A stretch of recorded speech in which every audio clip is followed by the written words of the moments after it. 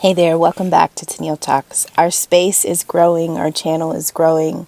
I love you to the old, the new, and those just stopping through. Thank you for being here. So this reading is almost like the break before the breakthrough. And so there was a period of time when whatever you were going through, it almost looked like you weren't going to make it. And I'm really talking about how you perceived you through your own perspective. This is not the opinions of others watching you thinking that you won't make it. But I'm talking about internally at times you may have felt, not consistently, right? But sometimes the energy may have been so heavy or so burdensome that you thought that maybe I don't have what I need to get through this.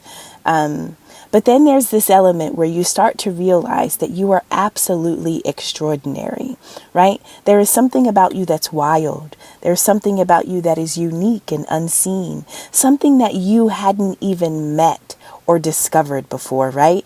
And so sometimes when we are doubting ourselves, it's not because we don't love ourselves.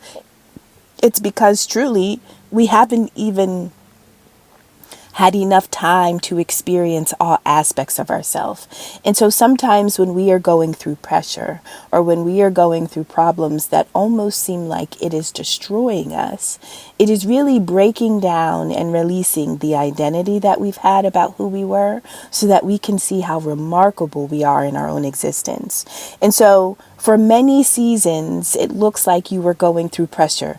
I keep having this vision of, there's a person riding a bicycle, very happy riding a bicycle.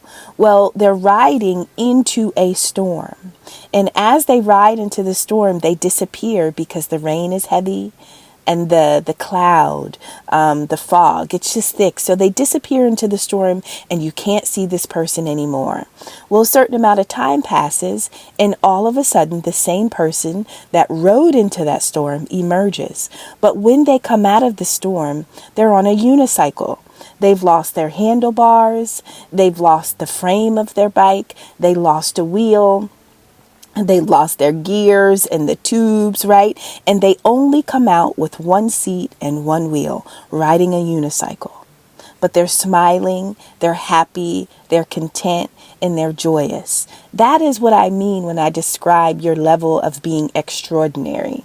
And so you went into many storms, right? And although you didn't have the equipment that you needed to make it through the storm, somehow you still came out. You came out with a lot less than you had when you went in, but you still had the smile, you still had the spirit.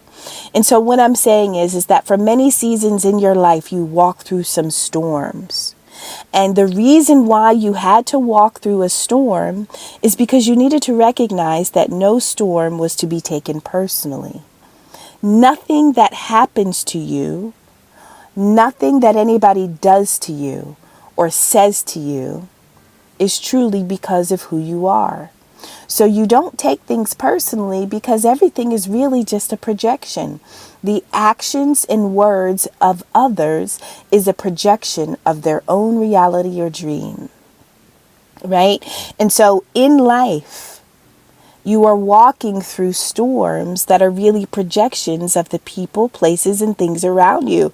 None of these things are really attached to your existence, but they are in your space, they are in your energy field, they are in your realm, or you are tied to the people that things are kind of unfolding with, right? And so after storm, and the next storm, and the next storm, the idea is that you really had to learn how to establish limits. Okay, this is where I start, and this is where I end. This is where the next person will begin, right? This is where you learn how to separate your own energy.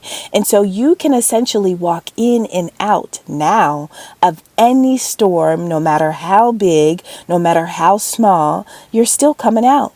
Because you only carried what was yours. You only agreed to pick up what was yours. Anything that didn't belong to you, that didn't fit well with your spirit, that didn't sit inside of your heart in a very peaceful way, you learn to purge it and you learn to put it down. And so essentially you have found your boundary. You have established your boundary.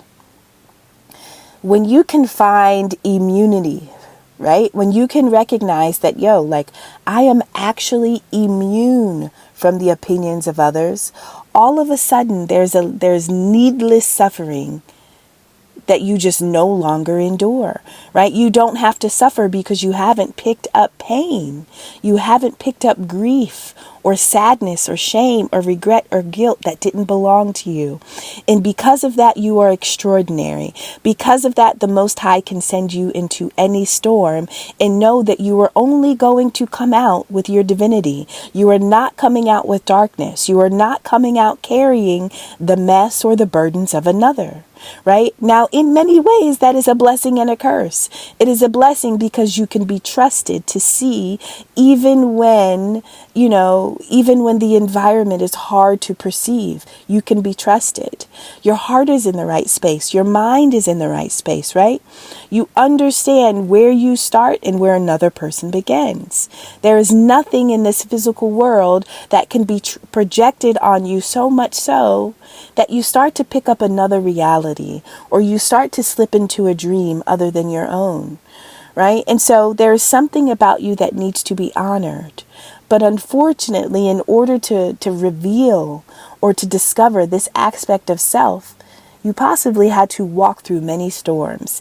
And I'm talking about things that impacted you emotionally, things that impacted you physically or financially, right? And so there were many seasons of your life where you went into storm after storm after storm. That storm was not your making. It was not a part of your story or your purpose, but somehow it left you feeling disorganized. You left carrying someone else's mess, right? You were dealing with people who were inflexible, who were rigid, right? And you didn't know your power or your potential. So you're walking into storms with no plan, with no priorities, with no clear map of how you're going to make it through. Those were the energies of your past. But all of that is what made you adapt. It taught you how to multitask, right? It taught you how to have priorities. Even in tumultuous situations, I still need to have a game plan, right? What am I never going to stray from, no matter what storm I'm in?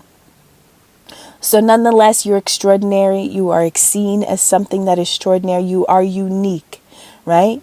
Because no matter what happens, you come out beautiful. You come out full of grace. You come out powerful. There's nothing that you have been through that has taken your beauty away from you. And I'm not only talking about your physical beauty, but I'm talking about the beauty of your soul, the beauty of the being that you are. How are you able to just maintain your glory and your grace after the battle? How do you walk in a battle and come out clearly disheveled? And I'm not saying that you go in and you're not touched or you don't receive harm, right? I'm not saying that you are always untouched, but I'm saying even when you are touched for ill and not good, you still come out in a way that is just it's fascinating to watch you. It's fascinating to just see how your existence unfolds. And even the things that are meant to shake you, even the things that are supposed to make you lose your stability, right? You're supposed to, the idea is that you never have a moment to breathe. You never have a moment to find clarity. But you actually go inside of the storm and find your clarity. You go inside of storms and find your breath. Right? That's incredible. That is incredible. And so this is something that you have recognized about yourself. Maybe other people have perceived this too. But the idea is that you no longer suffer because you no longer carry what doesn't belong to you. You don't take things personally. Right? You understand energy. And more than that, you understand that some energy belongs to you and some doesn't. And you refuse to pick up anything that is truly, divinely not sanctioned for you to carry. And so there was a long time coming for you to get to the space that you're standing in now. You are a person that is very nurturing. You're very loving. You normally appreciate others. You appreciate all things, and you prioritize harmony. You want everybody to be at peace. You want everybody to be comfortable and balanced. In your past, you may have self-sacrificed yourself in order to make sure that the happiness of another was found, right? And so when people are in a relationship with you, they would consider you to be very loyal, right?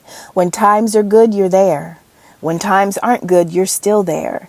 And the temperament, the way in which you show up is consistent, right? You don't become a jerk just because times are tough. You understand? You are consistent and you are unconditional in how you offer yourself to people. You are considered to be a person that is very responsible. You're responsible for the things and the commitments that you've tied yourself to, but you also take responsibility for the temperament of others. You genuinely want everybody to be at peace. And so if there is a group of people, you are almost like the glue. You know what everybody needs to stay together as a collective group, but you also know how to serve people individually and independently to make sure that they feel loved and at peace. Now, your spirit is generous, right? You freely give to others. Whatever you have to do, whatever you have to say, you don't mind giving yourself to another. You do this freely and you do this frequently. Now, generosity is a beautiful thing, but it has to be done in balance. When generosity is not done in a way that is in balance, it starts to look like self-deprecation, where you undervalue yourself, or you belittle yourself, or you are modest to the point that it is so excessive that you are underrating who you are. And so knowing when to give freely and knowing when to pull back was a lesson that you had to learn. Yes, right? It was something that you had to learn. But during times of lack, during times of going without, the one thing that you've never lost, or the one thing that you've never gone without, is your faith, right? And so we do have the energy of the 10 of Cups. And so now we're talking about relationship with family. And your family, the relationships with your family members are the first relationships that you ever get a chance to build in life, right? And so some of our families are going to be packaged in many different ways, but in your family, whether they knew it or not, you were the glue, you were the nurturer, you were the most loving member in the family that you came from, right? No matter what you've endured with your own family, somehow you never lost your faith. You always believed that everything you would need would always come, right? Even if you were a part of a group where your family was always having disputes, or you came from broken homes, toxic relatives with family secrets, somehow you always had faith in whatever the idea was for family. And so what I'm saying is the family that you lived through and lived with didn't determine the type of family that you knew could exist, or the type of family that you knew you could create on your own. And so even when you weren't a part of a group that was loving, you somehow were still loving. Even when you were a part of a group that lied or stole or cheated, somehow you still had faith, right? That you were going to have access to the type of love that you knew existed, even if it didn't come from the people who you were attached to, right? So harmonious relationships, domestic situations that are ideal, being a part of a group where you have your soulmates and there's unity and there's shared values. You've always had faith that these type of connections existed, even if you were not rooted or grounded or birthed from this type of energy, right? And so faith is literally imagining that the unseen will someday be seen, right? I don't know how it's going to come. It'll be miraculous. It'll be amazing, but I know it's going to come, right? Believing in something, even if you don't have the evidence or the proof. And so there could have been something that you knew about your family, because you recognize that your family didn't carry the same energy that you carried, right? And so it's almost like you were a different species, right? You represented love, your family represented fear. As a result of the fear, they tended to cling on to material things. They didn't value relationships. They didn't understand the significance of connections. They had no link or no cord to the divine. There was no channel for them. They couldn't dial up to the Most High like you could, right? Unconditional love flows through you. You're just a different type of celestial being, but you were almost planted into a family of karmics. And one of the challenges was, even if this is your family, do you somehow lose faith in love? Do you somehow believe that this is all there is? Or do you know that what flows inside of your vessel is an indication that there are others out there like you that aren't tied to you genetically, but are attached to you spiritually? Right? And so you're this loving being, you're born into this family, you have faith, you're sweet, but you literally are surrounded by vampires. Why would anybody as beautiful as you, with a soul like you, be put in a situation like that? You know, we're moving into the energy of, listen, no matter who you are, no matter what the calling is on your life, suffering exists and pain is inevitable. Earth is a school. It is a hard school to get through. This is a school of suffering. One of the ways that you learn and you master and you structure your own divinity is by way of suffering. When you go through suffering, whether it be mental, physical, emotional, or spiritual, you are put under a certain amount of pressure. That pressure will break you, or it will push you through to a new realm. And so as a divine being, you are always in tight situations, really because you are being groomed, because you are growing, not because you personally deserved to be challenged or obstructed, but because you deserve to grow, because you have the potential and the power inside of you to withstand whatever you are feeling on the outside, right? And so when suffering comes to a divine being, it is to strengthen your faith. It is to restore something. It is to grow and to develop something. It is not to break you. What normally will break the average human will strengthen the divine being, right? And so sometimes you learn through loss. You are a person that may have had to deal with a lot of loss. But when you lose, when things are being taken or stripped away from you, it is in that moment that your ego has a choice, right? Is your ego going to continue with the plan that it has developed, or is it going to surrender? Is it going to invite the plan of the Most High? Is it going to invite the plan of unconditional love to take over? When you go through loss, do you all of a sudden forget that love exists? When you go through loss, does it pushes you to a state of fear, right? And so anytime you go through loss, you feel like you have failed because you didn't gain something, or you lost something that you previously gained. And so most of the faith that you carry today is because even when you went through seasons of loss, you never considered that to be proof or evidence that something did not exist, right? And so literally you could be stripped of everything that you love, everything that you cherish. And when you are stripped from everything you love and everything you cherish, who are you? How do you feel about yourself? How do you look about? You understand what I'm saying? And so these are challenges. But the reality is that if it's taken away from you, then there's something else that will fill its space. And there's also something that is beneficial for you that is coming in at just a later time. Right? And so your past, your relationship with your family, there may have been a lot of suffering. It was always going to happen that way. Pain is inevitable. Any family that you would have been born into, you would have experienced some type of pain. The pain wasn't necessarily the biggest aspect of that. It was about the loss. Can you lose? Can you fail? Can your ego be defeated? And you still understand that that was always the plan. That was always the way, because there is something greater. Y'all, that is a big lesson. How do you do that? How do you have faith in loss? Do you understand what I'm saying? How?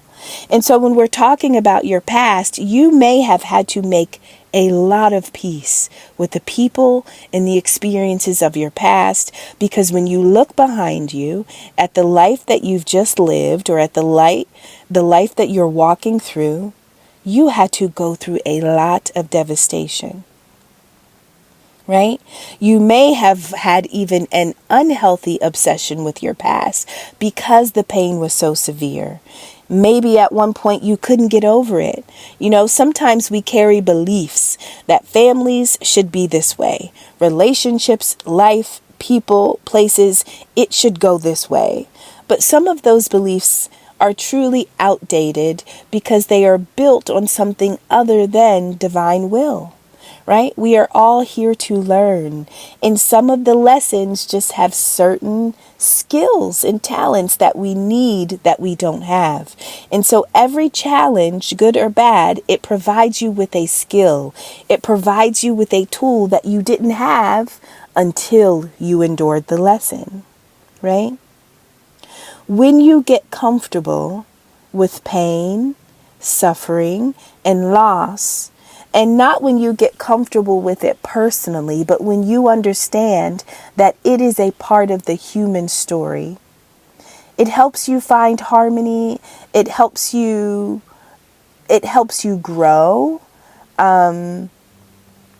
It helps you grow into the person that you're becoming, while also it helps you make peace with the person that you were, right? And so you can't take away the pain, you can't take away the suffering, you can't take away the memories, but you can attach a different energy to that experience based on the wisdom that you now carry, right? And so when you look behind you, be mindful of the story that you tell, because you have to make peace with the past in order to step into this next reality. And I'm not telling you something that you don't know. I'm not telling you something that you haven't done. This is literally revealing why you are so extraordinary. Because in your past, we could be talking about childhood, but we're talking about a version of you that was really innocent, that was ignorant to a lot of the things that you now know. But it was when you were in your most gentle stage early in life that you endured some of the harshest realities, right? And your message is that this was always going to play out this way. It was never about you, right? It was never about you. But it was really about shaping your own ego to recognize that there is something bigger at play. There is a bigger story than you. And yes, you're losing. Yes, you're suffering, and it hurts. It absolutely hurts. But what this experience is going to give you is going to be so invaluable, right? You can't see it now, but you just got to trust us. All of those experiences are what allowed you to drive into a storm with a bicycle and come out smiling on your unicycle. Do you understand? This is why you can now do this. This is why it looks like you have a shield. This is why it looks like you are something supernatural. You did it so much so that you recognize the greater message in the story of your own suffering and loss, right? And so now what does this do, right? So you have this faith. You're the only person in your family that is made this way. I want you to know. When I'm talking about you being extraordinary, when I'm talking about you being loving, there's no one else in your lineage right now that is alive that carries the energy and the essence that you carry. And so this is an indication that there is something. You are the way you are for a reason. It is not a punishment. There's nothing you did wrong. It is actually a beautiful aspect of your own design. Okay? Now, you've gotten to this state of radical acceptance. There's nothing in reality that can come to you that can make you run, that can scare you, that can bring you fear, that can make you turn away. There is nothing that you are afraid of. You are literally ready for anything that comes next. Not that you've been through it all, but everything you've been through, you've handled it in such a way that you possess a wisdom that lets you know that, listen, I am going to allow whatever comes because I know I'm going to be okay, right? I know that I'm being guided. I know that I'm not alone. I know that I will always be able to maintain my stability, right? The Most High is dependable. My relationship is on lock. I have a duty. I am on earth because I have a duty to fulfill.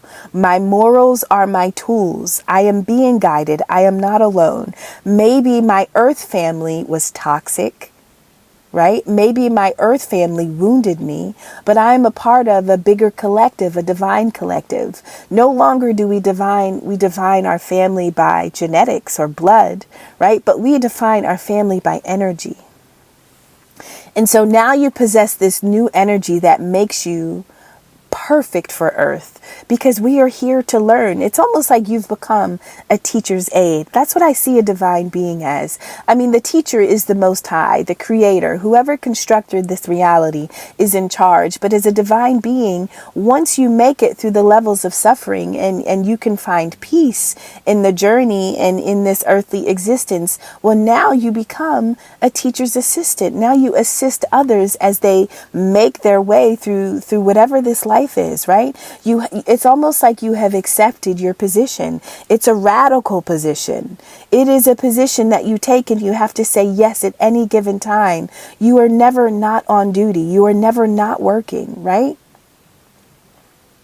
And now that Earth sees that there's nothing that you can go through that will knock you off your center, you've become, so this is giving me, I think when I was 19, it was my first summer home from college. I was a narrator for a tour guide company for Arlington Cemetery in the National Mall in Washington, D.C.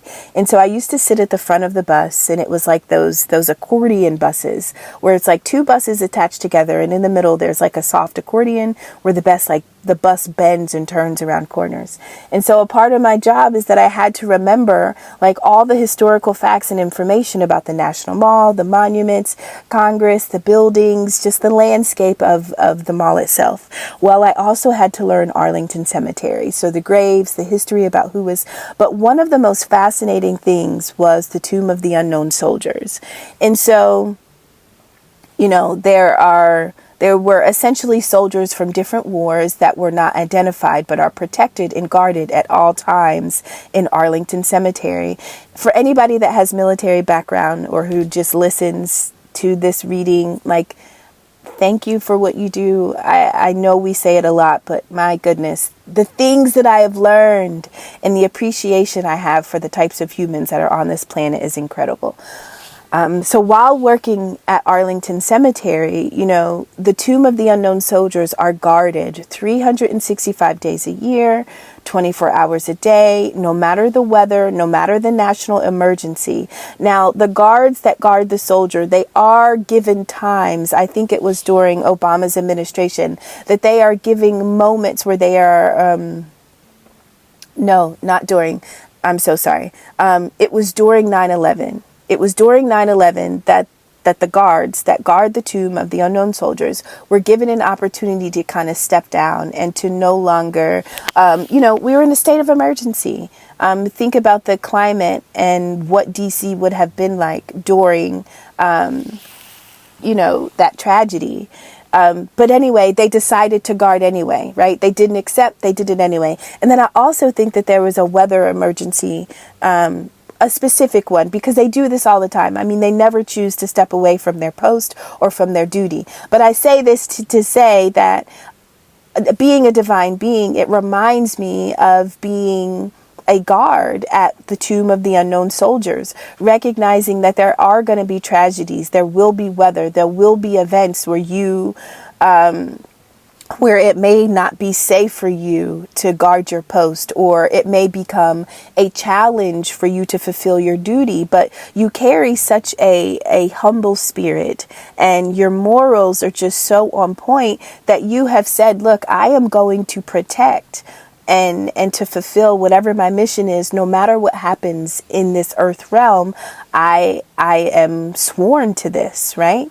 And so that makes me think of what it's like to be a divine being. And if you've ever been there, the changing of the guards, when one guard is switching positions, to come on and to guard the soldiers for his shift, there's a level of inspection that they do. They check their musket, their uniform, their pins, their hat, their pants. Like, it is just such an incredible experience. If you haven't been there, if you've never been there, it doesn't matter. Go to YouTube and just watch look for the Tomb of the Unknown Soldiers at Arlington Cemetery, and just watch how it happens. I'm sure it's been documented. But that is what I think of when I think about a light being. And I think about once you get to a certain point of your journey, you get to this place of acceptance when you're like, literally, there's nothing that can come my way that I'm not prepared for.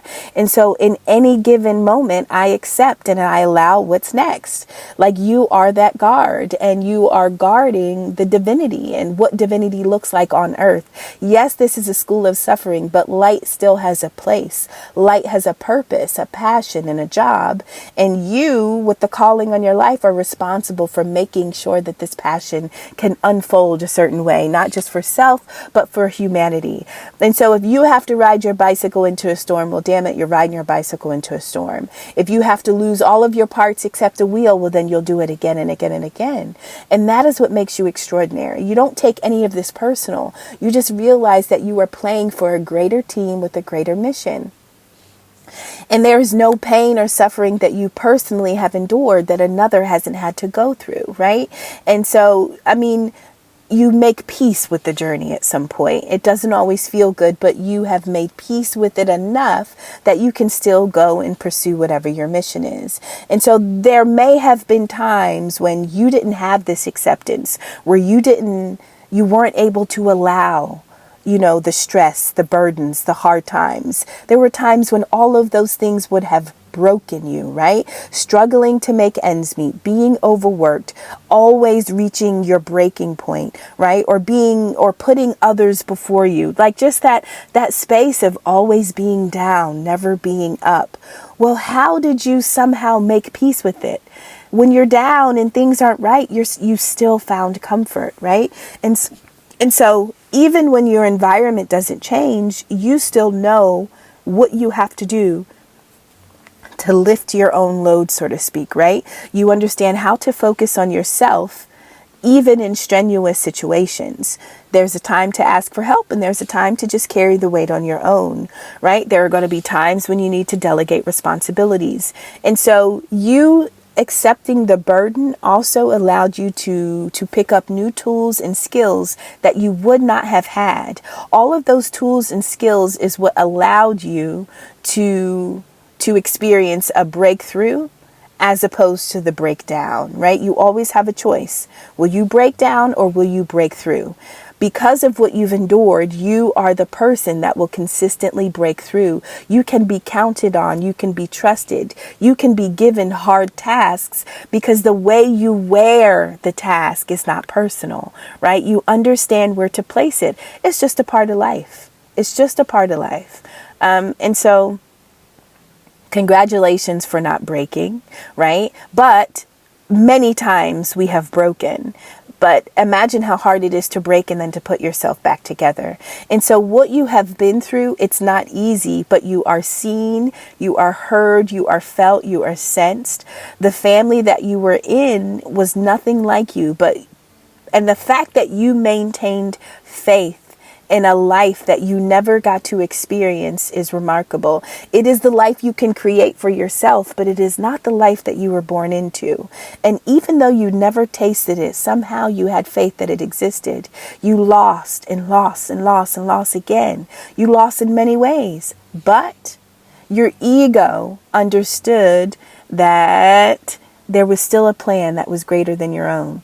And even if you didn't understand what was happening, you were still along for the ride. You were still invested enough that you weren't willing to walk away, right?